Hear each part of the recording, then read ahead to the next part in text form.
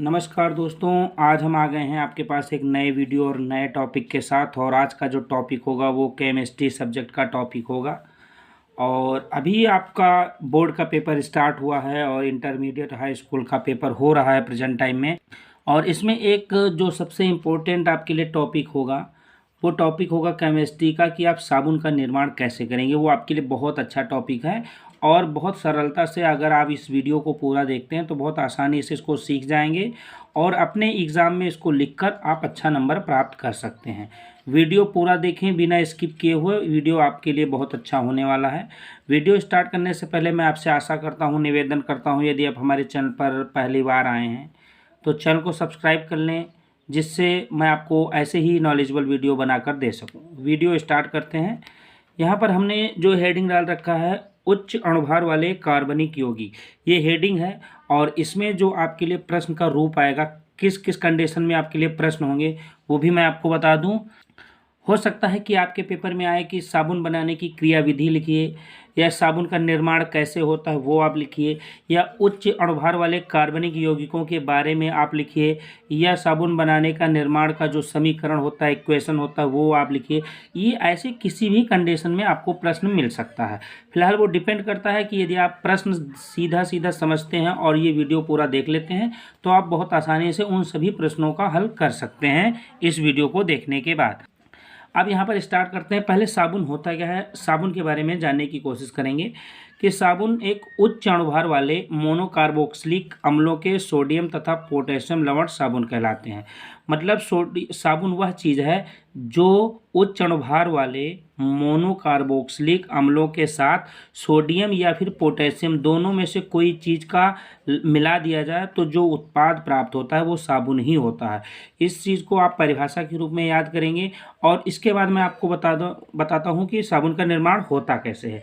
ये तो परिभाषा हो गई, साबुन क्या है। तो साबुन एक उच्च अणुभार वाले मोनोकार्बोक्सिलिक अम्लों के सोडियम तथा पोटेशियम लवण साबुन कहलाते हैं। साबुन की परिभाषा होगी। लेकिन इस वीडियो में आपको जो मेन है कि साबुन का निर्माण कैसे होता है वो चीज़ आपको पढ़नी है। यहाँ पर हमने लिखा है साबुन का निर्माण, वसा अम्लों के ग्लिसरॉल एस्टरों को जलीय सोडियम हाइड्रोक्साइड के साथ गर्म करने पर साबुन का निर्माण होता है तथा इस अभिक्रिया को साबुनीकरण कहते हैं। फिलहाल आपके प्रश्न में एक चीज़ और आ सकता है कि साबुनीकरण किसे कहते हैं। साबुन बनाने का निर्माण क्या होता है, साबुन क्या होता है और साबुनीकरण क्या होता है, तीनों अलग अलग होंगे।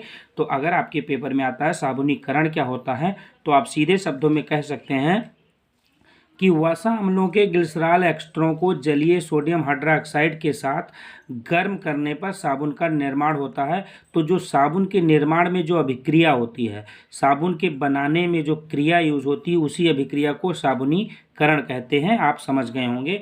अब बात करते हैं इसमें कुछ मेन मुद्दों की, जिसमें आप ये फार्मूला वाइज इसकी अभिक्रिया और समीकरण के रूप में, दोनों के रूप में आप इसे लिख सकें या यूज कर सकें।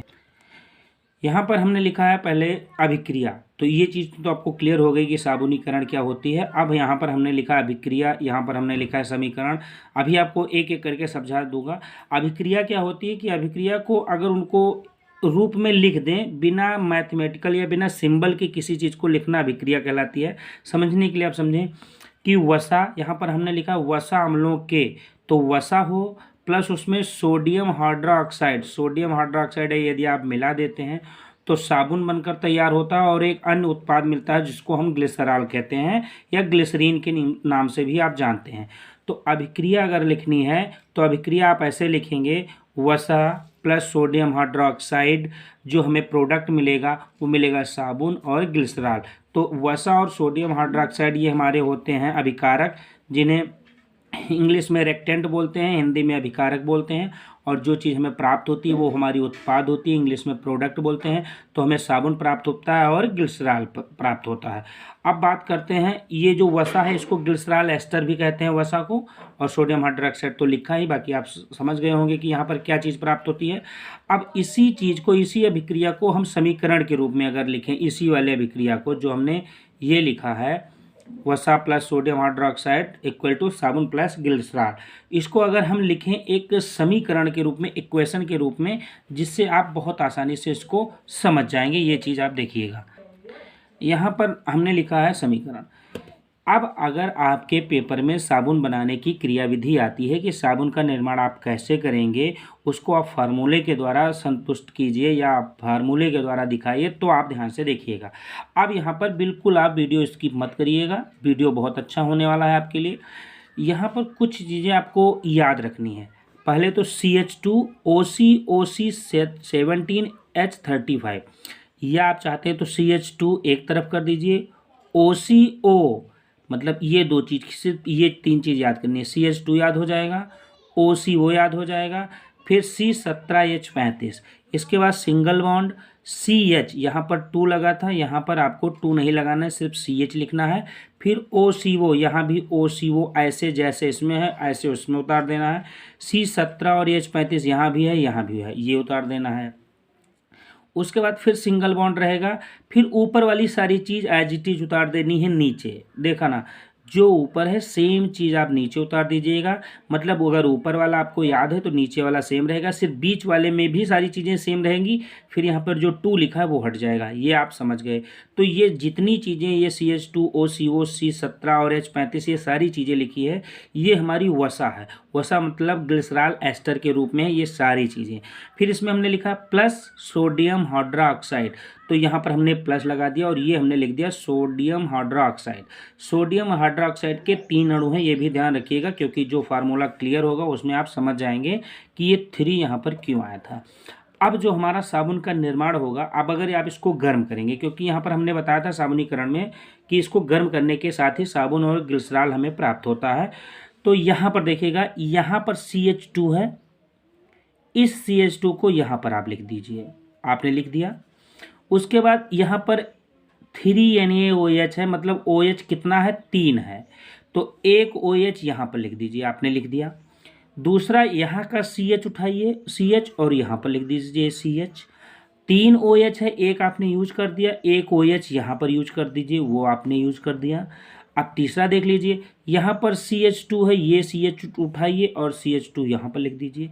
OH यहाँ पर 2, टोटल 3 था, 1 और 2 आपने यूज कर दिया, एक OH यहाँ पर और बचा है, वो वाला OH यहाँ यूज कर दीजिए। तब आप देखिएगा कि OH हमारा पूरा ख़त्म हो गया, यहाँ पर CH2, CH और CH2 पूरा हमारा ख़त्म हो गया। अब बात करते हैं, जो बची हुई चीज़ है वही हमारी साबुन होगी, या सोडियम स्टेरेट बोलते हैं, ये हमारा उत्पाद होगा। कैसे, अब देखिएगा, यहाँ पर बचा क्या, पहले ये ले लीजिए C17H35, सब में कॉमन है, देख लीजिए सब चीज़ों में C17H35 हमारा कॉमन है, तो C17H35 हमने ये लिख दिया, देख लीजिएगा C17H35। यहाँ पर देखिएगा कि OCO, देखिए ये हमारा तो निकल गया यहाँ पर, और यहाँ पर क्या बचा, ये भी हमारा निकल गया, सॉरी यहाँ से ये निकल गया और यहाँ से हमारा ये निकल गया। अब बचा OCO, सबके पास OCO बचा, मतलब COO बचा, तो COO बचा है, कॉमन है, तो COO हमने ये लिख दिया। अब COO यहाँ पर कितनी बार है, देख लीजिए, एक बार, यहाँ पर है 2 बार हो जाएगा, और यहाँ पर हो जाएगा 3 बार, तो COO 3 बार है, और ये आगे हमने 3 लगा दिया, तो ये सबका 3 बार से मल्टीप्लाई कर देगा, तो ये 3 COO हो जाएगा। और यहाँ पर देखिए हमारा एक चीज़ बचा जो अभी तक हमने यूज़ नहीं किया, वो है सोडियम।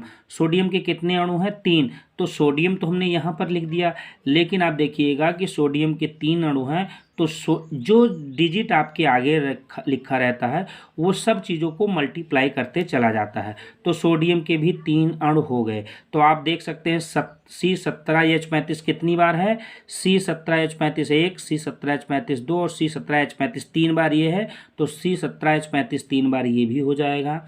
आपका COO कितनी बार है, आपको यहाँ हमने बताया 3 बार, तो 3 बार ये भी हो जाएगा। और सोडियम कितनी बार है, 3 बार, तो 3 बार ये भी हो जाएगा।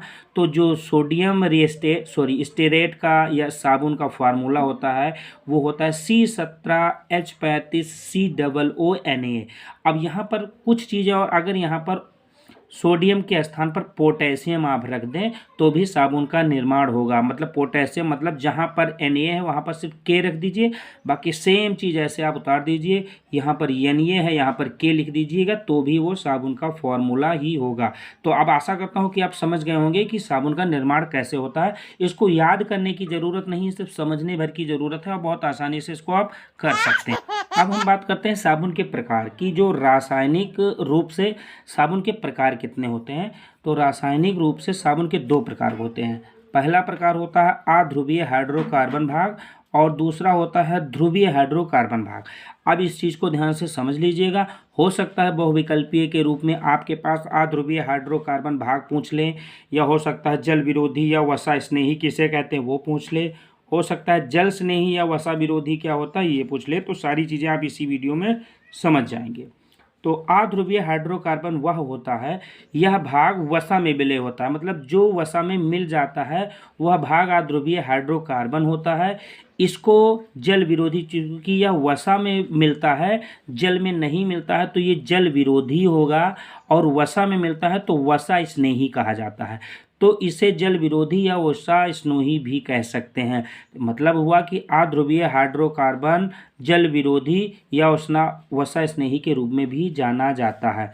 तो यह वसा में मिल रहा है तो जल विरोधी, और वसा में मिल रहा है तो वसा स्नेही होगा। ठीक उल्टा इसका होगा ध्रुवीय हाइड्रोकार्बन भाग। यह भाग जो होता है वो जल में विलय होता है, और कहाँ पर विलय नहीं होता, वसा में। मतलब यह वसा में मिलता है जल में नहीं, और यह जल में मिलता है ध्रुवीय हाइड्रोकार्बन वसा में नहीं। तो इसका ठीक उल्टा कर दीजिए, यह भाग जल में विलय होता है इसलिए जल स्नेही। जो मिल जाए जिस चीज़ में उसका स्नेही, जल में मिलता है जल स्नेही, ये वसा में मिलता था वसा स्नेही। ये जल में नहीं मिला तो जल विरोधी, और ये वसा में नहीं मिलेगा तो वसा विरोधी भी कहते हैं। तो ये हो गया आपका साबुन बनाने की प्रक्रिया, जो कि बहुत शॉर्ट्स में बताया गया है। अगर वीडियो आपको अच्छा लगे तो चैनल को सब्सक्राइब कर लें। अगर अच्छा नहीं लग रहा हो तो कमेंट में भी लिखकर कुछ चीज़ बता सकते हैं आप। धन्यवाद।